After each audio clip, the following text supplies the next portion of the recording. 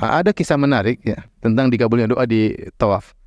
Syekh Abdul Razak cerita. Jadi ada seorang letnan atau inilah petugas yang jaga Hajar Aswad, tentara. Satu hari ada ceramah Syekh, kemudian ada yang kasih tahu, Syekh ini ada orang yang kerja di Ka'bah jaga Hajar Aswad. Benar, kamu benar ya. Berapa tahun kau kerja? Mungkin sudah 30 tahun, lama dia kerja.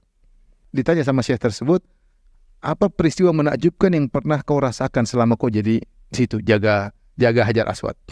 Dia bilang di antara perkara yang menakjubkan, saya waktu baru tugas beberapa bulan, kemudian saya dengar ada seorang dari Jazair atau dari Tunis berdoa nangis di Multazam atau di Hajar Aswad. Dan saya dengar dia bicara dengan keras. Dia bilang, ya Allah, semua orang punya anak, saya enggak punya anak, ya Allah.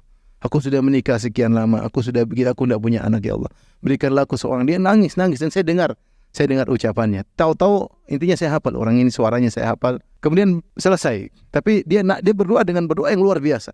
Nangis sampai dia mengeluh, ya Allah, semua orang punya anak, teman-teman punya anak, saya enggak punya, ya Allah. Saya sudah nikah sekian tahun, saya sudah berusaha, sudah obat, sudah macam enggak ada. Hanya kepada Engkau aku berharap. Setelah itu, saya masih bertugas. Kemudian kalau tidak salah, entah 15 tahun kemudian atau 17 tahun kemudian, saya lagi bertugas, tiba-tiba saya dengar orang berdoa dengan suara yang saya ingat sekitar 17 tahun yang lalu. Suara yang sama. Kali ini dia doanya beda. Dia bilang, ya Allah, anak aku itu paling bejat, ya Allah. Dia memalukan keluarga, ya Allah. Dia tidak ada yang dilakukan kecuali menghinakan kami sekeluarga, ya Allah cabut nyawanya, ya Allah. Dia berdoa. Ketika saya lihat dia, saya ingat ini orang yang dulu 17 tahun yang lalu. Atau saya lupa berapa, intinya belasan tahun yang lalu. Saya ingat suaranya dan orangnya ini. Saya langsung turun dari gantungan itu, kemudian saya tarik dia, saya bawa pergi ke jauh. Saya bilang, apa kau doa? Bukankah kau yang 15 tahun lalu berdoa minta punya anak?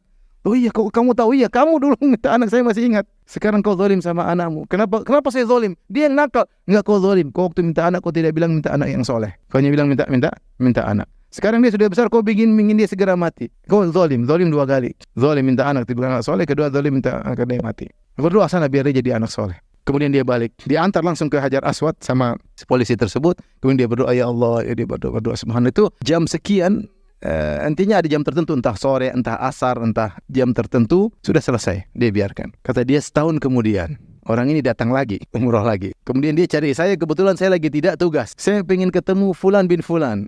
Saya ingin ketemu dia.